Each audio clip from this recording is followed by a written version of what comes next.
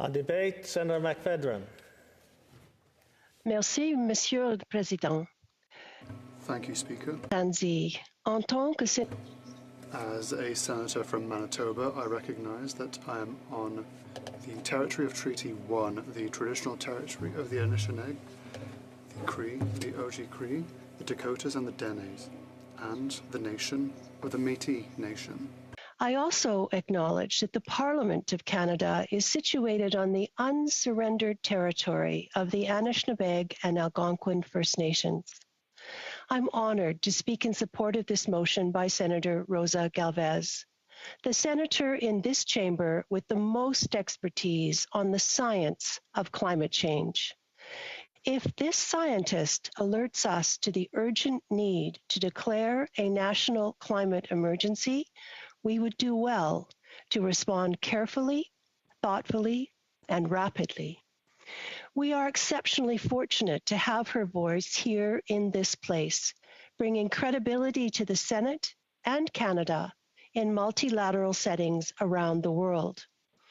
I similarly applaud the creation of the Senators for Climate Action Work Group, and in particular Senators Coyle and Kuchar for their initiative in bringing this inclusive work group into being. By this I mean that as an unaffiliated senator, I get to participate along with any other senator because this issue is bigger than any lines drawn by our small ways in this place. This evening, I hope to be respectful of the brilliance and tenacity of youth leaders who woke up to this crisis much sooner than most of us. For the first time, colleagues, Canada has become an old country. The 2016 national census marked a new reality. Canada has more folks in the age range of this chamber than younger generations. This is a shift that does not bode well for Canada unless we amplify intergenerational joint action. From the age of 12, Autumn Pelletier has continued in the line of Indigenous matriarch leaders with her clarion voice as a water defender. She reminds us that we can't eat money or drink oil. And repeatedly, she has reported that she has not felt respected or heard, perhaps because she is a young Indigenous woman. Autumn has said, "It is almost like the politicians don't believe climate change is real. Climate change is a real thing, and they are not realizing that." When Autumn was recognized at the elite gathering of the powerful at the World Economic Forum in Davos, Switzerland, she said, "People are awarding me, but I don't want your awards. If you're going to award me by helping me find solutions, helping me make change." No corner of the globe is immune from the devastating consequences of climate change. Rising temperatures are fueling environmental degradation, natural disasters, weather extremes, food and water insecurity, economic disruption, conflict, and terrorism, international and domestic. Sea levels are rising, the Arctic is melting, coral reefs are dying, oceans are acidifying, and forests are burning. To state as much is not fear-mongering. It is the tragic reality we are living today and will only increase in frequency and magnitude. As other senators have noted in this debate, we need look no further than our own recent Canadian experience of wildfires, flooding, infrastructure and ecosystem collapse, heat domes, and Arctic degradation for the evidence that this truly is an emergency, this truly is a crisis. It is beyond obvious that business as usual is illogical, ineffective, and immoral. It has been said that we fool ourselves if we think we can fool nature. As the infinite cost of climate change reaches irreversible highs, talk, debate, and negotiation fall away.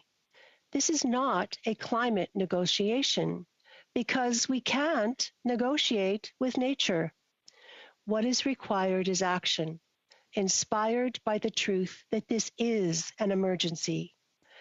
I was recently inspired by Dominique Surry, the founding executive director of the Youth Climate Lab, who has said, real action, real leadership do not lie at the negotiating table, but on the ground.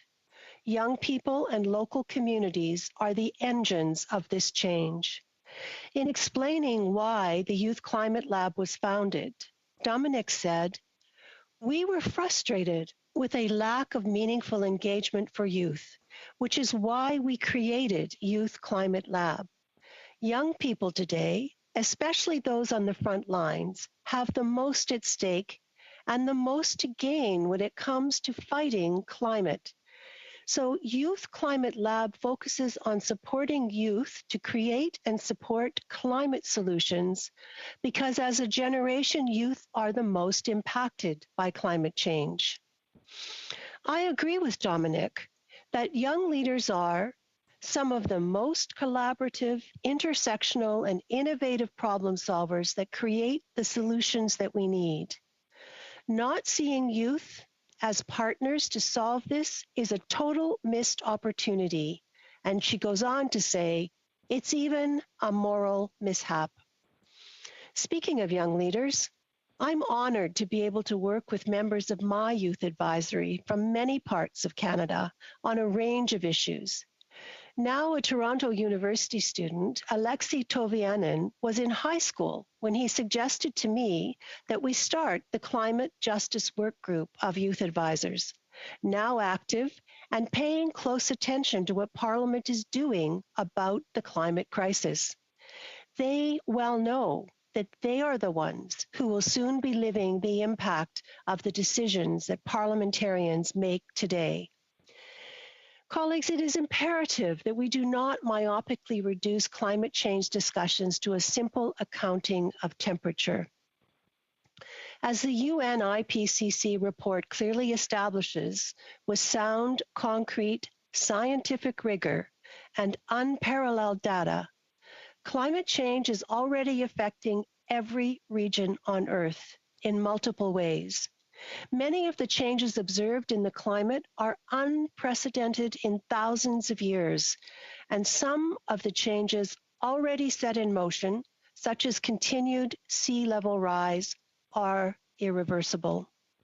Climate change is intensifying the water cycle, bringing more intense rainfall, flooding, and more intense drought in many regions. Coastal areas will see continued sea level rise throughout the 21st century, contributing to more frequent and severe coastal flooding. Rapid Arctic ecosystem devastation, such as the loss of seasonal snow cover, melting of glaciers and ice sheets, and loss of summer Arctic sea ice. Changes to the ocean, including warming, more frequent marine heat waves, ocean acidification, and reduced oxygen levels have been clearly linked to human cause. Urban areas are not immune to these worsening conditions, which manifest in increased urban temperatures, flooding, fires, food, and resource shortages. All these have costly impacts on basic services, infrastructure, housing, human livelihoods, and health. While technology has contributed to this climate crisis, new and efficient technologies can help us reduce net emissions and create a cleaner world. Readily available technological solutions already exist for more than 70% of today's emissions. I am not talking here about the proposals from the nuclear industry. That is not a viable way for us to go in finding technological solutions to the climate crisis. In the meantime, nature-based solutions provide breathing room while we tackle the decarbonization of our economy. These solutions allow us to mitigate a portion of our carbon footprint while also supporting vital ecosystem services, biodiversity, access to fresh water, improved livelihoods, healthy diets, and food security. Nature-based solutions include improved agricultural practices, land restoration, conservation, and the greening of food supply chains. Honorable colleagues, please consider these words from Dr. Andreas Kramer, founder of the Ecologic Institute and senior fellow at the Canadian Centre for International Governance Innovation at COP26, where he spoke of how we have, to quote him, missed the opportunity to initiate meaningful change, particularly to integrate the ocean into the climate agenda, and the damage about to be done to marine ecosystems will be in the trillions of dollars. Several trillion, whether euro or US dollars, in surplus liquidity are currently stashed in household bank accounts, accumulated during the pandemic, waiting to be spent once restrictions are lifted. On release, this pent-up demand will reinforce existing economic patterns and accelerate the destruction long underway. Dr. Kramer goes on to say, driving Earth's overheating are dominant patterns of production, trade, and consumption, reinforced by perverse subsidies and tax rules. Along with the deteriorating climate, rising inequality, and modern slavery, cocktails of chemicals poisoning life on land and in the water, rapid loss of biological diversity, and disruptions of natural cycles are the direct consequences of policy choices, laws, and business practices. About 15% of economic activity might be sustainable, but 85% is clearly not. The 15% should expand. The 85% needs phasing out. And Dr. Kramer goes on to say, national stimulus packages are small by comparison. An investment in infrastructure that locks in dirty practices is still too high. All eyes are on building back better rather than building forward towards sustainability. At the COP26 summit held last November in Scotland, there were mixed results. Despite the many advances and new commitments reached at COP26, the wider consensus is that Glasgow has revealed the weight of unkept promises, missed targets, and a growing loss of public confidence in national commitment and capacity. As Senator Faure aptly surmised in his comments, is it any wonder that the Republic is increasingly losing faith in federal promises and instead turning to local, municipal, community, and grassroots leadership instead? A group of Canadian and Scottish researchers in environmental law and governance from the University of Ottawa and the University of Cambridge and the Quebec Centre for Environmental Law have provided a stark assessment of the COP26 summit. While acknowledging that the 1.5 degree temperature increase target remains alive, these scientists stress that the goal is in critical condition, as the required concrete measures to achieve it are still lacking.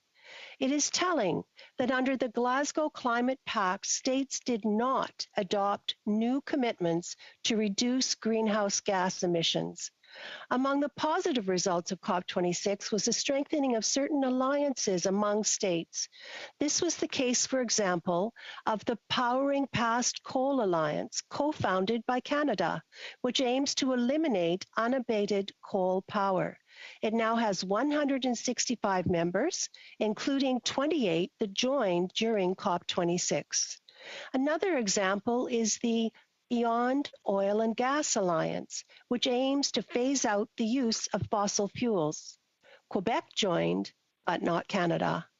These agreements, which were concluded in parallel to the main negotiations, may allow states to take action on issues where there is still no international consensus.